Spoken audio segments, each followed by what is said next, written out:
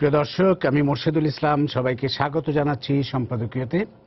আমাদের আজকের বিষয় ঈদে ঘরে ফেরা, আর এ নিয়ে আমাদের সাথে উপস্থিত রয়েছেন, আমি পরিচয় করিয়ে দিচ্ছি, রয়েছেন রমেশ চন্দ্র ঘোষ, ব্যবস্থাপনা পরিচালক, শ্যামলী পরিবহন, রয়েছেন সাইদুর রহমান রিন্টু, সহসভাপতি, বাংলাদেশ অভ্যন্তরীণ লঞ্চ মালিক সমিতি, এবং মোজাম্মেল হক চৌধুরী, মহাসচিব, বাংলাদেশ যাত্রী কল্যাণ সমিতি।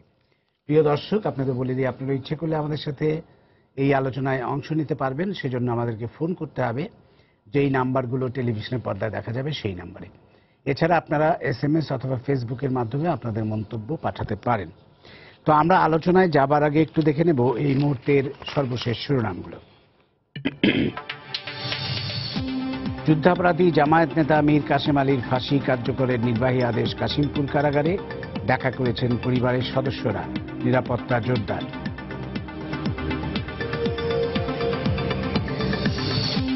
জঙ্গি আস্তানায় অভিযানের পর এখনো থমথমে রূপনগর, এলাকাবাসীর যাতায়াত সীমিত।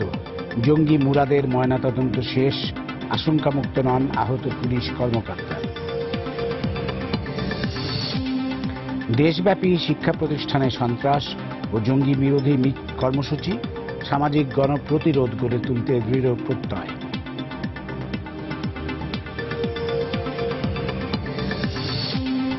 এজেন্সি ও দালালদের প্রতারণার শিকার হয়ে এবারও হজে যেতে পারছেন না অনেকে, লাখ লাখ টাকা হাতিয়ে নেওয়ার অভিযোগ, ব্যবস্থা নেওয়ার আশ্বাস কর্তৃপক্ষের।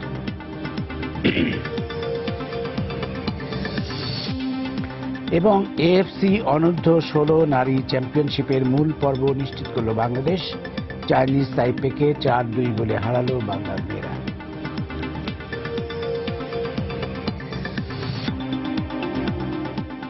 আমরা চলে আসব এবার আমাদের আলোচনায়। আপনাদের কাছ থেকে প্রথমে শুনবো আপনাদের কি ব্যবস্থাপনা এবার চমৎকারভাবে যাতে মানুষ ঘরে ফিরতে পারে ঈদে, তার জন্য আপনারা কি ব্যবস্থা নিয়েছেন, এবং মোজাম্মেল হক চৌধুরী, আপনার কাছ থেকে যথারীতি শুনবো যাত্রীদেরকে অভিযোগ এবারও রয়ে গেছে সেগুলো।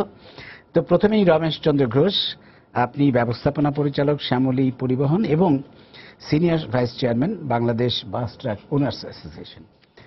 আপনি বলুন আপনাদের কি ব্যবস্থা। ধন্যবাদ রাশেদুল ভাই সাহেবকে। আমরা বলতে চাচ্ছি যে ঘর ফেরা মানুষ ঈদের জন্য যে সামনে আসন্ন ঈদ উল আজহা হতে যাচ্ছে, এটা 12 তারিখ হতে পারে 13 তারিখ। 13 তারিখে আমরা এখন কনফার্ম পেয়ে গেছি, ঘোষণা হয়েছে। তো এটার জন্য আমরা অগ্রিম টিকিট বিক্রয় করেছি, টিপ শিডিউলগুলো করা হয়েছে, অ্যাসোসিয়েশনের পক্ষ থেকে মনিটরিং সেল করা হয়েছে।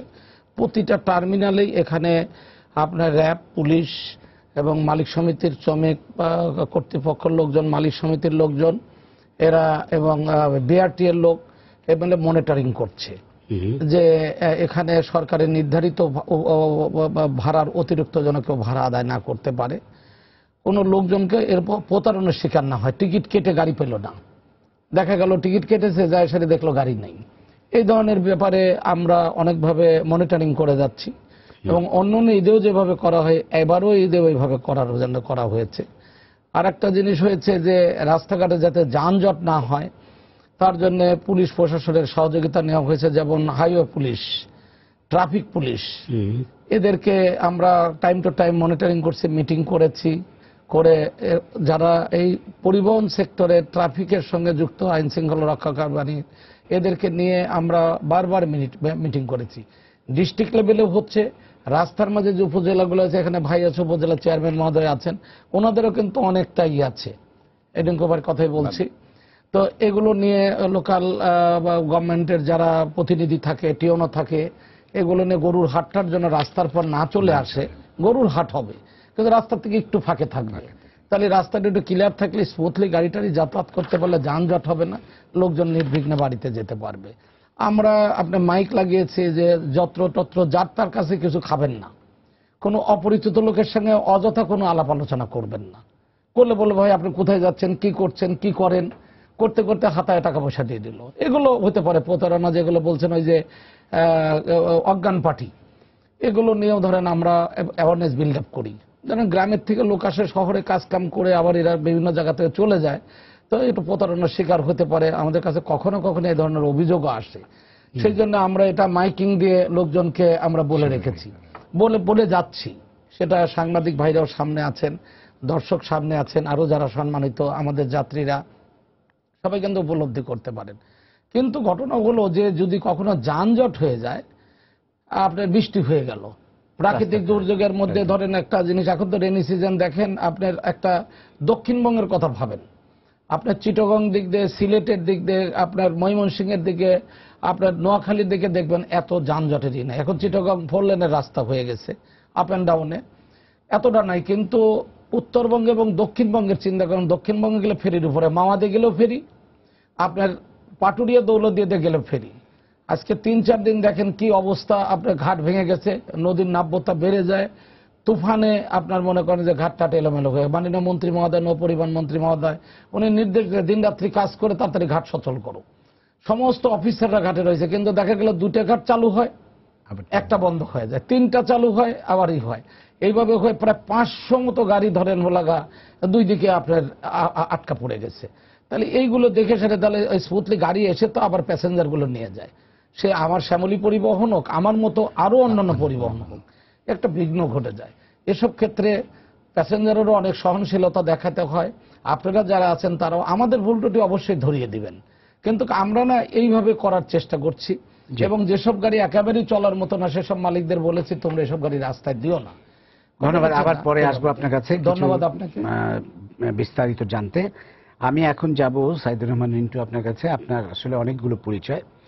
আপনি একাধারে সহসভাপতি বাংলাদেশ অভ্যন্তরীণ লঞ্চ মালিক সমিতি, আপনি স্বত্বাধিকারী সুন্দরবন নেভিগেশন গ্রুপ, আপনি চেয়ারম্যান, উপজেলা চেয়ারম্যান সদর উপজেলা বরিশাল, আপনি সভাপতি Barishal chamber of commerce and industry, আপনি পরিচালক এফবিসিসিআই। তো যাই হোক, আপনাকে আমরা পেয়েছি, আমরা আনন্দিত। আপনি একটু বলুন যে আমাদের নৌপথে যাত্রীরা এবার কি নির্বিঘ্নে চলাচল করতে পারবে কিনা, কতগুলো সমস্যা আছে। একটি হচ্ছে যে এটি কিন্তু সিজনটা বৃষ্টি বাদলার সিজন, ঝড় হতে পারে, এই জিনিসটা মাথায় রাখতে হবে, যেটা আমরা সবসময় আশঙ্কায় থাকি নৌপথে। আরেকটি হচ্ছে অতিরিক্ত যাত্রী বোঝাই হয়ে গেলে তখন দুর্ঘটনার আশঙ্কা আরো বেড়ে যায়। তা আপনারা কিভাবে এগুলো সামাল দেবেন? ধন্যবাদ আপনাকে। আসলে আমাদের দক্ষিণাঞ্চলে যেই নদীপথে আমাদের যে যাত্রী পরিবহন, এটা সমস্ত লঞ্চই যাতায়াত করে। বিশেষ করে প্রায় 150 থেকে 200 লঞ্চ এই নদীপথে যাতায়াত করে। আমাদের এই আগামীতে যে ঈদুল আজহা আসতেছে, সেই উপলক্ষে ইতিমধ্যে আমরা লঞ্চ মালিক সমিতি, আমাদের বিআইডব্লিউটিএ এবং প্রশাসনের লোকজন নিয়ে আমরা অলরেডি মিটিং করেছি যে কিভাবে ঘরে ফেরা যাত্রীদেরকে শান্তিতে তার বাড়ির গন্তব্যে পৌঁছানো যায়। সেই ক্ষেত্রে আমরা বিশেষ করে এই যে বড় বড় রুটগুলি, ঢাকা বরিশাল, ঢাকা পটুয়াখালী, ঢাকা বরগুনা, ঢাকা ভোলা, এইসব রুটে যে বড় জাহাজগুলি চলবে, এই জাহাজগুলিতে আমরা ঈদের সময়তে বিশেষ করে আমরা 3টা দিন বেছে নিয়েছি, 9, 10 এবং 11 তারিখ। এই 3 তারিখে লোকের চাপটা বেশি হবে। আপনারা জানেন যে গার্মেন্টস ছুটিটা যেদিন হবে, গার্মেন্টস ছুটি যেদিন তারা স্যালারি নেবে, 9 তারিখ যে শুক্রবার, ম্যাক্সিমাম চাপটা তাতে ম্যাক্সিমাম চাপটা ওইখানে। আর 8 তারিখে দেখা যাচ্ছে যে কেবিন প্যাসেঞ্জারের চাপটা বেশি, কিন্তু ডেক প্যাসেঞ্জারের চাপটা সাধারণত 9, 10, 11, 12তে হবে।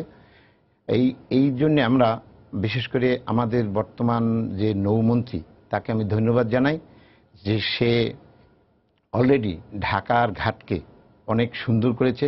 বিশেষ করে পল্টন, অনেক বড় পল্টন করেছে। আগে যা পল্টন ছিল তার চাইতে আরো প্রায় 1000 ফিট পল্টন বাড়িয়ে দিয়েছে, যাতে ওই বাড়তি লঞ্চগুলি আসে বার্ডিং করতে পারে।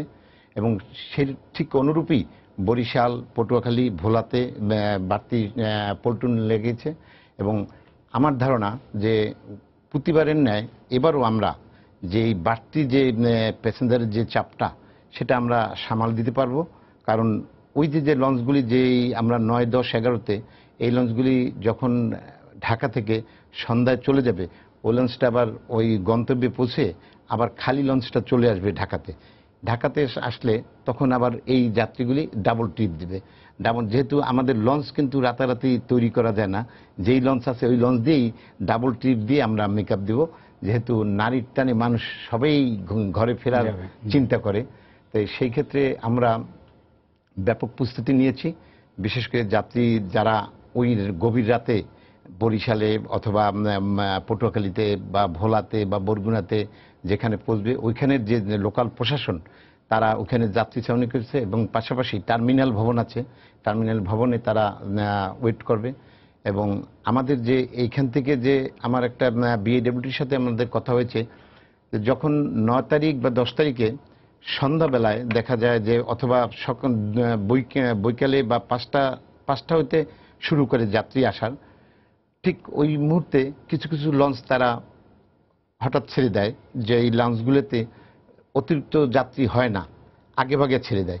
কিন্তু এই জিনিসটা করলে দেখা যায় যে কিছু পরবর্তী টাইমে যে যাত্রীগুলি তখন প্রেশার বেশি বেড়ে যায়। বিগত দিনে দেখা গেছে যে তখন আর সামাল দেওয়ার লঞ্চ মালিকদেরও থাকে না, প্রশাসনও থাকে না, এবং বিএডব্লিউটিরও থাকে না। তো সেই ক্ষেত্রে আমি মনে করি যে প্রথম থেকেই যাত্রী যাতে এক একটা লঞ্চে মোটামুটি এই সময় ক্যাপাসিটির বাহিরে কিছু যাত্রী হয়, কিন্তু আমরা কোনোভাবেই যে আমাদের যে লোড লাইন আছে এই লোড লাইনের অতিক্রম যাতে না করে সেই দিকে আমরা লক্ষ্য রাখার চেষ্টা করতেছি।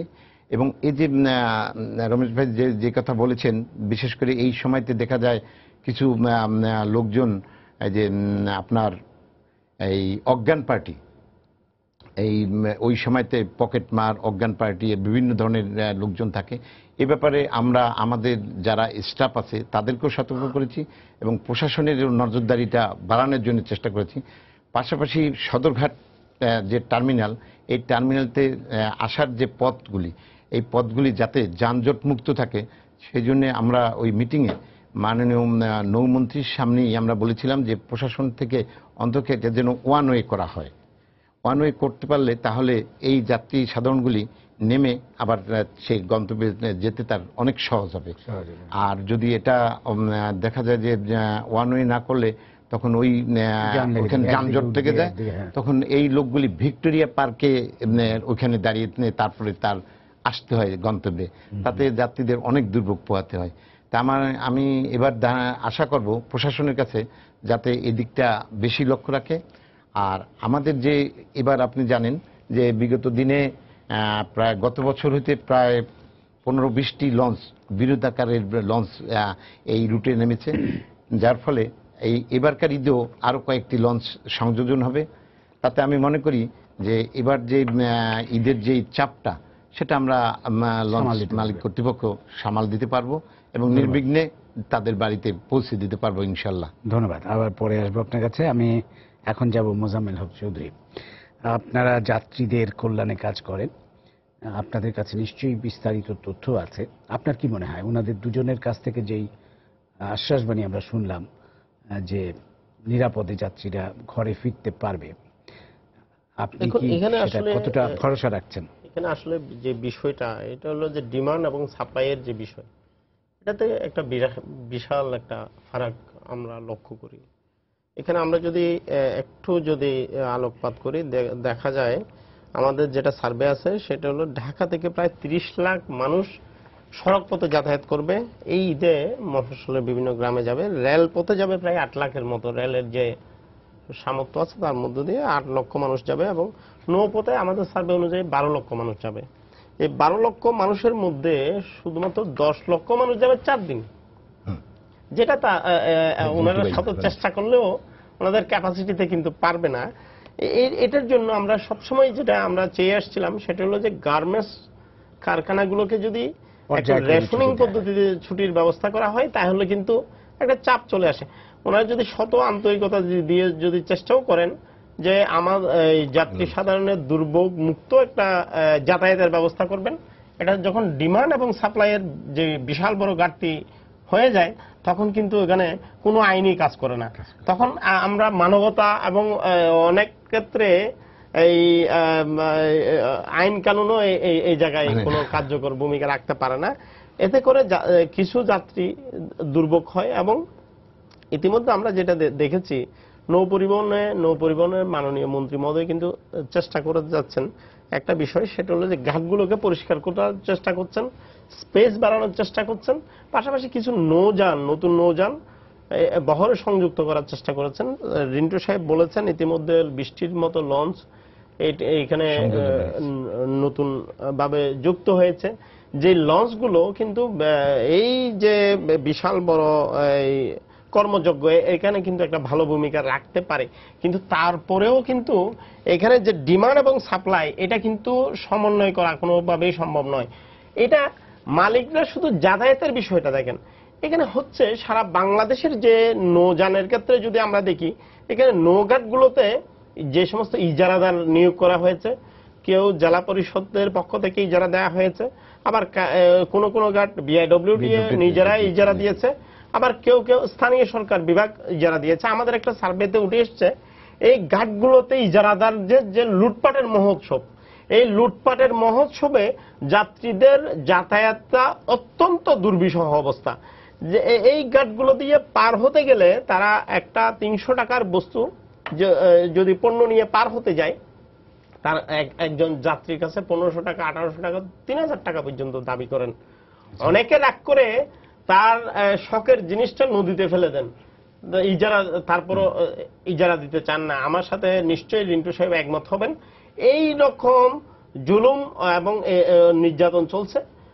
তারপরেও মাননীয় মন্ত্রী মহোদয় ইতিমধ্যে অনেকগুলো ঘাটকে ইজারা মুক্ত করেছেন, চেষ্টা করে যাচ্ছেন।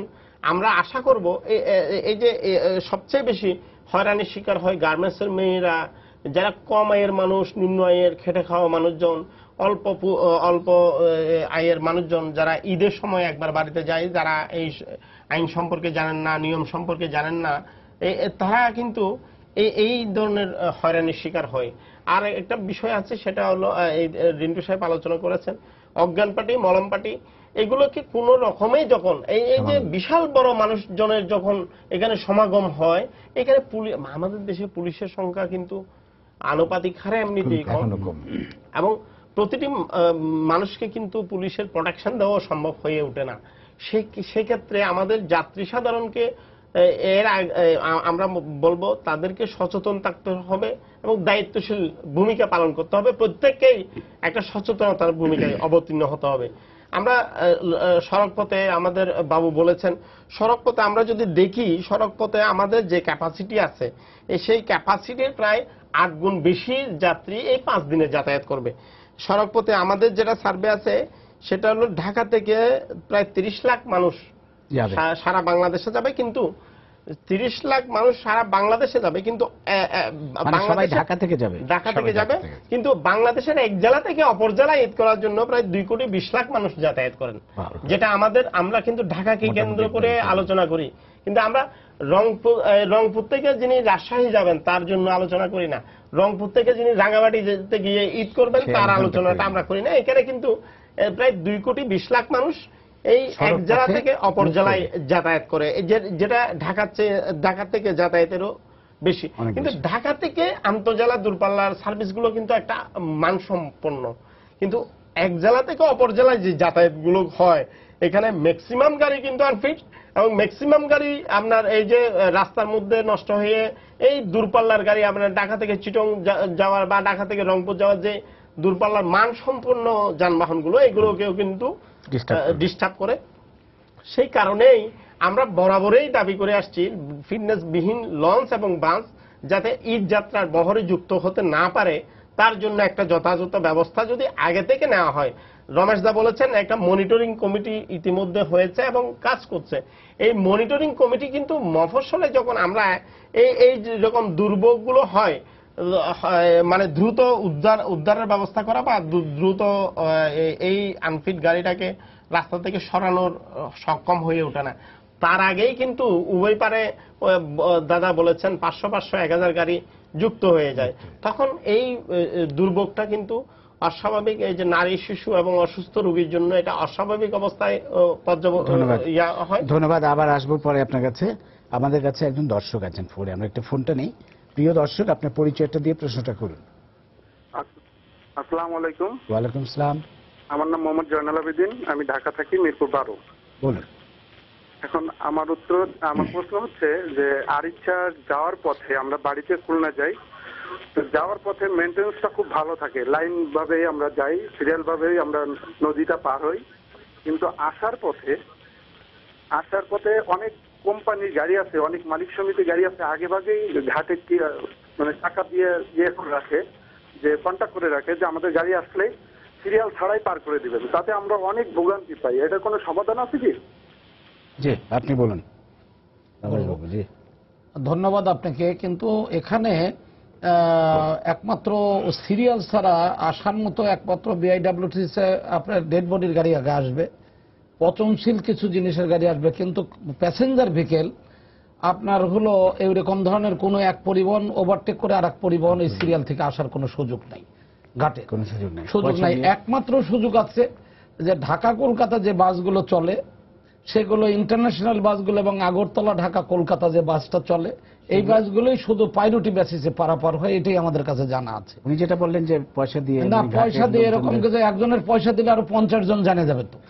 আমার কথা বলছেন, আর এটা তো পকেটে করে নিয়ে যাওয়ার জিনিসটা, একটা গাড়ি এরকম করে হুঁ করে চলে যাচ্ছে, কিন্তু অন্য পরিবহন এটা করতে পারবে না। কিন্তু ঘটনা হলো যে হয় না যে ভাই সাহেব বলেছে রাতের অন্ধকারে এরকম ঘটনা কিছু থাকতেই পারে, কিন্তু ঘটনা লাগে দিনের বেলা এগুলো কিন্তু কোনো সুযোগ নাই। আর এখানে পুলিশ প্রশাসনের লোক আছে, আমাদের মনিটরিং লোকজন আছে, আর এক পরিবহন হলে আর এক পরিবহন তো চাপে ধরবে, বেটা আমাকে তুমি ফেলে যাচ্ছ কেন। আচ্ছা, একটু আসি আপনার কাছে। সেটা হচ্ছে যে আপনি ফেরির অবস্থা বলেন, যে মানে যে ঘাটগুলোর যে অবস্থা এখন আবহাওয়াগত কারণে, এটাকে আমরা বলতে নাজুক, ঘাটগুলো খুব নাজুক অবস্থায় আছে। সেটি ঘাটগুলোর অবস্থা কি সেটার উপর একটা ডিপেন্ড করবে আপনাদের সার্ভিস। রাস্তাঘাটের কি অবস্থা? রাস্তাঘাট মোটামুটি এখন হয়তো অনেকটাই ভালো আগের চাইতে, মানে আগের ঈদগুলোতে আমরা যেমন দেখেছি সেই তুলনায় যদি বলা যায়। এখানে একটু আমি ঢুকে পড়বো, আপনার পিছনের দিকে ঢাকা চিটাগংয়ের রাস্তা ভালো, ঢাকা সিলেটও হয়েছে ভালো, ঢাকা ময়মনসিংহ 4 লেন হয়ে গেছে, যদিও জয়দেবপুর থেকে এইটুকুনের মধ্যে কিন্তু যানজটের মধ্যে আটকে যাচ্ছে। আপনি ওদিক থেকে আসে ফিডারে এসে সেরে কিন্তু হয়ে যাচ্ছে। কিন্তু আমাদের নর্থ বেঙ্গলের একটা মেন রাস্তাই হলো চন্দ্রা থেকে আপনার যমুনা ব্রিজ পর্যন্ত, এইটা মাননীয় যোগাযোগ মন্ত্রী মহোদয় অনেক সময় মনিটরিং করছেন, যোগাযোগ মন্ত্রী মানে সড়ক ও সেতু মন্ত্রী মহোদয়, এরা হলো এই যে 4 লেনের রাস্তাটা করছে, এখানে দেখেন এখন কিন্তু স্যান্ড ফিলিং হচ্ছে, মাটি দুই দিক দিয়ে ফেলে যাচ্ছে, মানে শত শত ট্রাক, একটু বৃষ্টি হলে রাস্তা পিচ্ছিল হয়ে যাচ্ছে। তারপরে একটা ডাম্পারটাকে এরকম করতেছে, অল্প একটু স্লো হয়ে যাচ্ছে। এইটুকুনের মধ্যে আমাদের হয়তো আগামী বছর আমরা সুফল পাবো, কিন্তু এবছরে কিন্তু দুর্ভোগের একটু সীমা আছে। গত ঈদে এইভাবেই করছে, তারপর গরুর টাক অজস্র আসবে, কথা বলছেন না তো, সেই জন্য এটা একটু আমরা একটু চিন্তিত আছি। চন্দ্রা থেকে যমুনা ব্রিজ পর্যন্ত দুটি বিষয় আমি একটু আপনার দৃষ্টি আকর্ষণ করবো। একটা হচ্ছে উনি যেটা বললেন ফিটনেস, আপনারা হয়তো ঢাকার থেকে যে গাড়িগুলো যাচ্ছে সেইগুলোর ব্যাপারে খুব সতর্ক বা দেখভাল করছেন, কিন্তু উনি যেটা বললেন ঢাকার বাইরে এক জেলা থেকে আরেক জেলায় যে যাচ্ছে, আঞ্চলিকভাবে যে গাড়িগুলো যাচ্ছে সেইগুলোর অবস্থা খুব নাজুক, সেইগুলো কি আপনারা মনিটরিং করছেন কিনা, একটা প্রশ্ন। দ্বিতীয় প্রশ্ন হচ্ছে আপনাদের বিরুদ্ধে একটা অভিযোগ আমি আজকে পত্রিকায় পড়ছিলাম যে বেশি ভাড়া নেন আপনারা, এবং আপনাদের যুক্তি হচ্ছে যে বাসগুলো খালি আসে তাই আমরা বেশি ভাড়া নিতে বাধ্য হই। এটা কোনো যুক্তি হতে পারে না আমার মনে হয়। এই ব্যাপারে দুটো বলবেন একটু। ধন্যবাদ আপনাকে। দুটো প্রশ্ন আপনি খুব ইম্পর্টেন্ট প্রশ্ন করেছেন, কিন্তু এটার একটা হলো ডিস্ট্রিক্ট লেভেলে যেগুলো আমাদের কিন্তু ডিস্ট্রিক্ট লেভেলে মালিক সমিতি আছে, শ্রমিক সমিতিও আছে, সংগঠন আছে, মনিটরিং এটা হয়। হলে পরে ধরেন একটা কথা যে খুলনা থেকে আপনার কুষ্টিয়া আসতেছে, পাবনা থেকে রংপুর যাচ্ছে, আপনার হলগা ইয়ার থেকে চাঁপাইনবাবগঞ্জ থেকে হয়তো আপনার হলগা বরিশাল গেল, কিন্তু এখানে মনিটরিং করছে এসব রাস্তার গাড়িগুলো কিন্তু এক্সপ্রেস ওয়েতেই চলে। আর কিছু সংখ্যক গাড়ি আছে যে ফিডার রাস্তা উপজেলার থেকে আপনার শহরে আসার জন্য আসে, এই গাড়িগুলো একটু দুর্বল চেতনার আছে। এগুলো যদি আপনি বন্ধ করেন তাহলে নসিবন করিবন এগুলোকে আগে বন্ধ করতে হবে, চাঁদের গাড়ি হেরো গাড়ি এগুলো কিন্তু আপনি করা লাগবে। কিন্তু জনগণ যাবে কিভাবে একটু এর জন্য, কিন্তু এগুলো আমি সমর্থন করি না বেআইনি কাজের জন্য, কিন্তু এই ফিডার সার্ভিসের টি রাস্তার থেকে কিন্তু হাইওয়েতে দেখবেন এখন কিন্তু মানে এভারেজ সব জায়গাতেই আপনি এখন কুমিল্লা থেকে আপনার চাঁদপুরে যান, আপনার দেখেন আপনার ওলগা সব এক্সপ্রেস গাড়ি, এগুলো ভালো ভালো গাড়ি রঙের চঙে আছে। ফিটনেস বিন গাড়ি যে চলে না একথা একেবারেই কিন্তু উড়াই দেওয়া যাবে না। আছে কিছু মালিক আছে, গরিব গরিব মালিক আছে, তারা কিন্তু এটা সেটা করে সেটা কোন রকম ম্যানেজমেন্ট করে চালাতে চায়। সেই জন্য আপনার আমি সরাসরি উত্তর না দিয়ে এভাবে বলতে পারি যে আমরা মনিটরিং করি। আমাদের যাত্রী কল্যাণ সমিতির যে মহাসচিব আছে মোজাম্মেল হক সাহেব, চৌধুরী উনিও কিন্তু দেখেছেন এগুলো আছে, নাই এ কথা বলা যাবে না। আপনি যান ময়মনসিংহ, আপনি যান সিরাজগঞ্জ, আপনি যান বরিশাল, যাই দেখবেন যে লোকাল রুটে বাসগুলো এখন টিপটপ আছে। আর আরেকটা কথা বলেছেন যে ভাড়া বেশি নেওয়া হয়, ভাড়া বেশি আপনার কোনো মতেই নেওয়ার কোনো সুযোগ নেই। গভর্নমেন্টের চার্ট বিআরটিএ কর্তৃক দেওয়া আছে, এটা টাঙানো আছে, কিন্তু সারা বছরই কোনো অন্য জায়গায় দেখেছেন 2টা কিনলে 1টা ফ্রি। কিন্তু ব্যবসার কৌশলের মধ্যে সারা বছর কিছু কম নেওয়া হয়। সে ধরেন ঢাকা টু দিনাজপুরের ভাড়া আছে 700 টাকা, সারা বছর 550-600 নিলেন। কিন্তু ঘটনা হলো যে ঈদের সময় ওই সরকারের নির্ধারিত পর ওই টাকা কমটা কিন্তু নেওয়া হয় না। বেশি নেওয়ার সুযোগ নেই, মনিটরিং আছে, কিন্তু কম নেওয়ার সুযোগ নেই। আর গাড়ি এখান থেকে 40 সিটের গাড়ি হলে 42 জন 2 জন অতিরিক্ত নিয়ে যাবে, ফুল খালি গাড়ি নিয়ে আসবে। এইটা আপনারা যুক্তি সবসময় দেন যে সরকার নির্ধারিত ভাড়া ঈদের সময় নেন, ঈদের আগে তার থেকে কম নেই। রাইট, সেটা কেন করবেন? এই সরকার নির্ধারিত ভাড়াই নেন, আর না হলে যদি আগে কম নেন ঈদের সময় তো আরো কম নেওয়া উচিত। এটা সারা পৃথিবীতেই কিন্তু আছে, উৎসবে আনন্দে মানুষ কম ভাড়ায় যাবে না। এটা আমি আপনার সাথে এটা ডিফার করছি। তাহলে তো লঞ্চ হজ ফ্লাইটের জন্য আপনার ওয়ান ওয়েতে যাচ্ছে, এত ভাড়া বেশি কিভাবে নিচ্ছে? হজ ফ্লাইটে তো আপনার এলাকা ধর্মের কাছে এসেছে না, আপনি আমাদের পরিষেবা, মোটর একটা পরিষেবা সংস্থা আপনি বলতে পারেন, কিন্তু আমাদের দিকে তো চিন্তা করবেন। আমরা কি করব? আমরা ব্যাংকের গাড়ি, আমাদের আরো আছে, আমরা কিন্তু কোলাইতে পাই না। কিন্তু একদম সবিনয় অনুরোধ করে বলছি, যাত্রীদের কাছে বদদোয়া নেওয়ার মতো কিন্তু আমাদের কোনো মন মানসিকতা নেই, আমাদের মন মানসিকতা নেই। কিন্তু আপনারা বলছেন সারা বছর কম নেন, এখন কম নেন না কেন? এইটা আমরা কিন্তু আপনার সাথে দ্বিমত পোষণ করছি, এটা নেই না। এটা ফুল ভাড়াটাই এই সময় নেই, শুধু টিকে থাকার জন্য। গাড়িটা এখান থেকে যাচ্ছে 500 কিলোমিটার, পঞ্চগড় যাবে, ফুল গাড়ি নিয়ে যাবে। আমাদের ছাদে দেখেন ওঠার কোনো পথ নেই, ট্রেনের মতো কোনো রকম ছাদে আমরা লোকজন নেই না। কিন্তু ঘটনা আসবার সময় 2 জন 4 জন 5 জনের কোনো গাড়ি খালিও নিয়ে আসে, আর অন্য সময় আপনার আপ এন্ড ডাউন একটা ব্যালেন্সিং থাকে। সেই জন্য যাত্রী যেগুলো বলে আপনাদের অনুরোধ করবো আমাদেরকে একতরফা ভাবে দোষারোপ না করে একটু আমাদেরকে একটু করবেন, সহযোগিতা করবেন। ঠিক আছে, ধন্যবাদ সাইদুর রহমান রিন্টু। একই অভিযোগ লঞ্চের বিরুদ্ধে হয় অনেক সময়, যে ভাড়া বেশি নেওয়া ঈদের সময়, আপনি কি বলবেন? সত্যিকারের আসলে কথাটা একই রকম, যেহেতু এই সড়ক পথে আমাদের দাদা বলেছেন যে আমরা এই ঢাকা থেকে উদাহরণ দিই বরিশাল, ঢাকা থেকে বরিশাল যে লঞ্চগুলি যাচ্ছে, এই লঞ্চগুলি প্যাসেঞ্জার নামিয়ে দিয়ে আবার খালি চালিয়ে আসতেছে, অথচ আমরা কিন্তু ভাড়াটা ওয়ান ওয়েতেই নিচ্ছি। 258 টাকা সরকারি রেট, আমরা 250 টাকা নিচ্ছি। তাই সেই ক্ষেত্রে অথচ এই আসার পথে লঞ্চটা কিন্তু খালি আসছে। তবুও যাত্রী সেবার, যেহেতু যাত্রী সেবার মান, এই সেবার মান কিন্তু আমরা কোনো দিকেই ঘাটতি করি না। এবং আমার ধারণা যে এই যাত্রী পরিবহনের ভিতরে এই নৌপথে যেই রেটটা নেওয়া হয়, এর চেয়ে সর্বনিম্ন আর অন্য কোনো যোগাযোগ ব্যবস্থার ভিতরে নেই এখন পর্যন্ত। এবং এটা আমি বলবো যে রেটও কম নেওয়া হয়, পাশাপাশি স্বাচ্ছন্দ্যে যাতায়াতও করতে পারে, এবং অন্য সব পরিবহনের চেয়ে অনেক নিরাপদ এই নৌ পরিবহন। এবং এই নৌ পরিবহন নিরাপদ আমি এই ক্ষেত্রেই বলবো, আমি আসলে দুর্ঘটনা সবসময় দুর্ঘটনা এবং এটা বেদনাদায়ক, তবুও আমি মনে করি যে সড়ক পথের চেয়ে নৌপথে অনেক সাশ্রয় এবং দুর্ঘটনাটা অনেক কম। এবং বর্তমানে আমাদের যে নৌমন্ত্রী সাহেব আছেন, সে অনেক আসলে আধুনিকায়ন করেছেন এই নৌ সেক্টরটাকে। সে আমাদের এই উদ্ধারকারী জাহাজ, কয়েকটা উদ্ধারকারী জাহাজ কিনেছেন, ড্রেজিং কিনেছেন, এবং এখন এই নৌপথটা সচল রাখার জন্য সে সার্বক্ষণিক কাজ করে যাচ্ছেন। যার ফলে আমাদের এই যে আপনার ঢাকা থেকে যত দূরপাল্লার লঞ্চগুলি যাতায়াত করে, প্রতিটা লঞ্চই কিন্তু খুব ভালো এবং আরামদায়ক। আমার যে ভাই বলেছেন যে ফিটনেসবিহীন, আমি এটা আপনাকে দৃঢ়ভাবে বলতে পারি যে ফিটনেসবিহীন কোনো লঞ্চ নদীপথে চলে না। কারণ ফিটনেস দেওয়ার যে মালিক, এটা আপনার ডিজি শিপিং, সে সার্বক্ষণিক এটা তদারকি চলে, ওইখানে ম্যাজিস্ট্রেট থাকে, মোবাইল কোর্ট থাকে। কোনো ফিটনেসবিহীন একটি লঞ্চও সদরঘাট থেকে ছাড়তে পারে না, ইভেন কোনো ঘাট থেকেই না। কি বরিশাল, কি ভোলা, কি বরগুনা, কি পাথরঘাটা, কোথাও থেকেই ফিটনেসবিহীন লঞ্চ চলতে পারে না।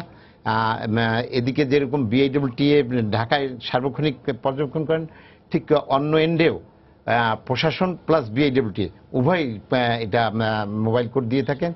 তাই আমার ধারণা যে আমরা এখনো এই যে বাড়তি টাকা, এটা আসলে ওই একই দাদার সাথে একই কথা, যে অন্য সময়তে রেট হয়তো একটু কমিয়ে নেওয়া হয়, কিন্তু এই সময়তে যেহেতু লঞ্চটি খালি আসে সেহেতু যেই সরকারি রেট নির্ধারিত ওই নির্ধারিত ভাড়াটাই নেওয়া হয়, কিন্তু যাত্রী সাধারণকে অতিরিক্ত কিন্তু চাপ দেওয়া হয় না।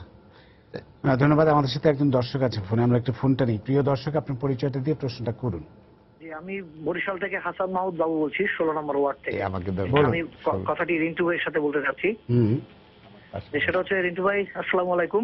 জি, ওয়ালাইকুম বিষয় সালাম। হচ্ছে রিন্টু ভাই, আমাদের লঞ্চের কেবিনগুলোতে, সাধারণ কেবিনগুলো আরো সহজসাধ্য করে বরিশালবাসীকে কিভাবে আপনারা আরো সহজসাধ্য করে দিবেন, বিশেষ করে ভিআইপি কেবিনগুলো আমরা সাধারণ মানুষরা কিভাবে পেতে পারি?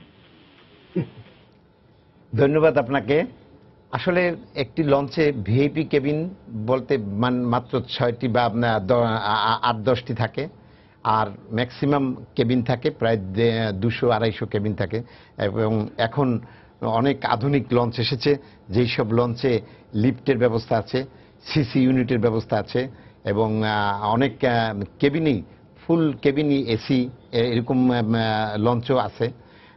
তা আমি মনে করি যে সব ভিআইপি যদি যাতায়াত ভিআইপি লঞ্চ রুম করা হয়, তাহলে এই যে আমাদের বিভিন্ন ক্যাটাগরির কেবিন করা হয়, যেমন ভিআইপি একটি যাত্রী ডাবল কেবিন যে নিবে তার জন্য সেই সুযোগ সুবিধা আছে, সিঙ্গেল যে যাতায়াত করে তার জন্য সুযোগ সুবিধা আছে, যে সিঙ্গেলে পারবে না সে সোফায় যেতে পারবে, সোফা যেতে পারবে না সে ডেকে যেতে পারবে, যার ফলে 250 টাকা থেকে আপ টু 5,000 টাকা পর্যন্ত সুযোগ সুবিধা আছে। একটা ভিআইপি কেবিনের ঢাকা থেকে বরিশাল ভিআইপি কেবিনের ভাড়া কত আপনাদের? এই 4 থেকে 5,000 টাকা। মানে দুজন যেতে পারবে? দুজন না, সেখানে অলরেডি 5-6 জন যাতায়াত করতে পারে। আমার ভাই লাইনে আছে, সে জানে ঢাকা বরিশাল ভিআইপি কেবিনে কয়জন যেতে পারে? 4-5 জন অটোমেটিক 4-5 জন যেতে পারে। 4টা বেড থাকে? হ্যাঁ, না, বেড থাকে দুটো বেড থাকে এবং ফ্যামিলি বেড থাকে, যার ফলে একটা ফ্যামিলিতে 4-5 জন থাকলে সে অটোমেটিকলি সেই জার্নি করতে পারে। তার থেকে যদি বেশি থাকে তাও কি যেতে পারবে ওই ভাড়াতে? হ্যাঁ, ওই ভাড়াতে। আমরা আসলে ওইটার জন্য ওই কেবিনের জন্য না এরকম খুব একটা মানে আমরা করি না, কারণ আপনি আসলে ম্যাক্সিমাম যাত্রী আমাদের পরিচিত এবং খুবই মানে তার কাজেই এখানে আসলে যে অতিরিক্ত যে এক্সট্রা প্যাসেঞ্জারের জন্য এক্সট্রা ভাড়া, এটা আসলে নেওয়াটা সম্ভব না। দর্শক যেটা জানতে চেয়েছেন, আমার মনে হয় যে ভিআইপি কেবিনগুলো সাধারণ যাত্রীরা কিভাবে পেতে পারে, কারণ ম্যাক্সিমাম টাইম দেখা যায় যে ভিআইপি কেবিনগুলো আগে থেকেই রিজার্ভ বুকিং হয়ে যায়। এইটা মনে হয় জানতে চেয়েছেন।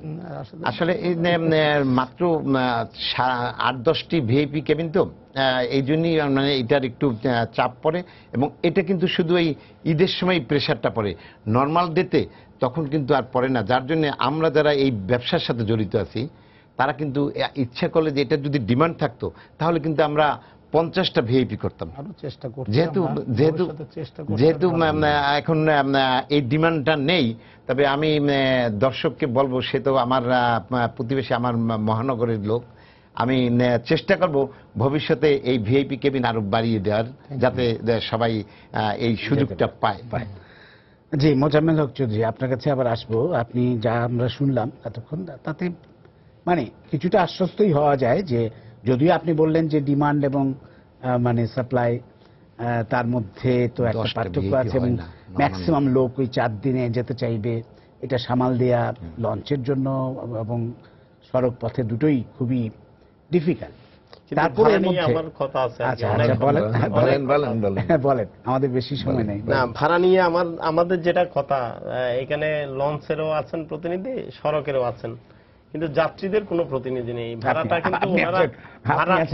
কিন্তু ওনারাই করেন, আমাদেরকে ওখানে ভাড়াটা নির্ধারণ করার সময় ডাকেন না, সরকার এবং ওনারা মিলে ভাড়া তৈরি করেন, এবং ওই ভাড়াই আবার ওনারা ঠিকতে পারেন না, ওই ভাড়া থেকে আবার সরে আসেন, বাড়তি নেন, কম নেন, এই অভিযোগগুলো আমরা সবসময় করে আসি।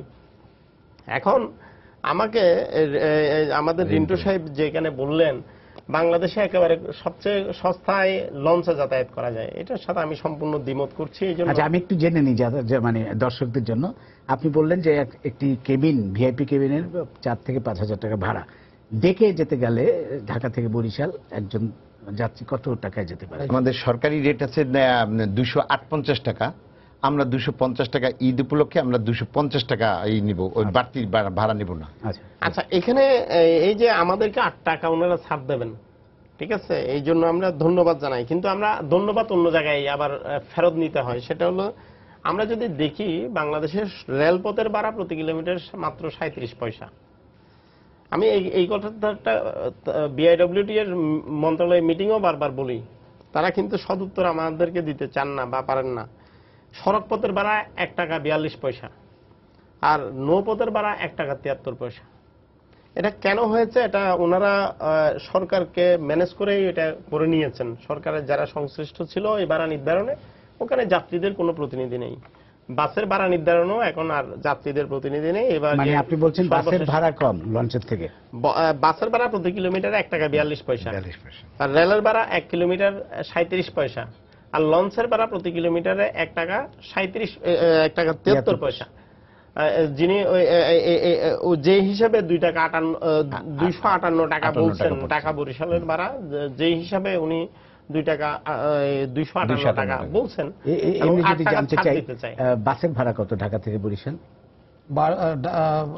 ঢাকা থেকে বরিশালের ভাড়া হলো চেয়ার খোঁজা 51 সিটের 2+1 2+3, মানে 51 সিটের গাড়ি থাকলে ওইটার ভাড়া আছে হলো 350 টাকা। আর এটাকে নর্মাল হলো। আর যদি আপনার হলো এসি বাদে যদি চেয়ার খোঁজা, এটা লাক্সারি, এদিকে 2 ওদিকে 2, এটাতে আপনার 36 সিটার হয় তাহলে হলো 550 টাকা ভাড়া, 36 সিট। মানে সবচেয়ে কম হচ্ছে 350, আর হলো আপনার 550, আর একটা আবার আছে 40 সিটের, সেটা আবার হলো 500 টাকা দেওয়া হয়। না মানে 350 উনি বলছেন যে 350 টাকা, সেই জায়গায় উনি বলছেন ওই 5 জনের হিসাব করলে 5-5-2500, যেটা 5000 টাকার। না 14 জন 5 জনের হবে না, আপনি যেটা বললেন যে 550, ওটাকে যদি আমরা 5 গুণ করি, অর্থাৎ একটা কেবিনের লঞ্চের একটা কেবিনের সমান করলে তাহলে 2500 প্রায় 2800 টাকার মতো হয় আর কি। এখন আমরা যে জায়গাতে বলতে চাই সেটা হলো যে ভাড়া নির্ধারণ তো আমাদেরকে নিয়ে করেননি, আমরা যারা যাত্রী আমাদের কোনো এখানে মতামত ছিল না। আপনারা নিজেরা দাদা বলার সময় আমরা বলিনি, একটু বলার আপনার বিআরটিএতে আপনি উপস্থিত ছিলেন, আপনার সভাপতি উপস্থিত ছিলেন, আমরা যখন অ্যানালাইসিস করি আমাদের সিগনেচার আছে, কিন্তু আমাদের সমাজে ধন্যবাদ এই কমিটিতে আপনিও আছেন, মোজাম্মেল সাহেব বলতে চাচ্ছেন। ধন্যবাদ মোজাম্মেল সাহেব যেটা বলতে চাচ্ছেন যে ভাড়া নির্ধারণের সময় যাত্রীদের প্রতিনিধি রাখা উচিত, আমরা সেই দাবিটা আমরা আজকে জানাচ্ছি, সেটা করা উচিত। আপনাদের অসংখ্য ধন্যবাদ, আপনারা আপনাদের সাধ্যমতো চেষ্টা করছেন আমাদের মানুষদের ঈদে নির্বিঘ্নে ঘরে ফেরার জন্য। অসংখ্য ধন্যবাদ আপনাদের। প্রিয় দর্শক, সবাইকে শুভেচ্ছা জানিয়ে শেষ করছি আজকের সম্পাদকীয়। আগামীকাল আবারও দেখা হবে রাত 10টায়, দেখার আমন্ত্রণ রইল। শুভরাত্রি।